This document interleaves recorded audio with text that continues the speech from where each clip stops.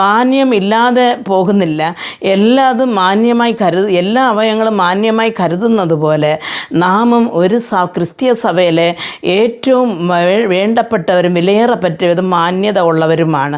അപ്പോൾ ആയതുകൊണ്ട് ക്രിസ്തുവിൻ്റെ സഭയിൽ നാം എന്തെങ്കിലും ചെയ്യുമ്പോൾ ആത്മാവിൻ്റെ എരിവുള്ളവരായി നാം ഇരിക്കണം എന്ന് ദൈവവചനം പറയുന്നു. പ്രിയ ദൈവമക്കളെ, ആത്മാവിൽ ഒരു എരിവില്ലാതെ നാം നമുക്ക് ഇഷ്ടപോലെ നമുക്ക് വേണമെങ്കിൽ ചെയ്യാം, അല്ലെങ്കിൽ ചെയ്തുകൂടാ, അല്ലെങ്കിൽ വേണ്ട എന്നിരിക്കുമ്പോൾ, ശരീരത്തിലെ ഒരു അവയവം തൻ്റെ പ്രവൃത്തി ചെയ്യാതിരിക്കുമ്പോൾ ശരീരത്തിൻ്റെ മറ്റ് അവയവങ്ങൾ എങ്ങനെ ബാധിക്കപ്പെടുന്നുവോ, അല്ലെങ്കിൽ നമ്മുടെ അതേപോലെ തന്നെയാണ് നാം നമ്മുടെ ദൗത്യം സഭയിൽ അത്രത്തോളം ചെയ്യാതിരിക്കുമ്പോൾ അതിൻ്റെതായ കുറവ് ആ സഭയിൽ കാണപ്പെടുന്നു. അത് സഭ എന്ന് പറയുന്ന ക്രിസ്തുവിന് അതൊരു വേദനയായി മാറുന്നു.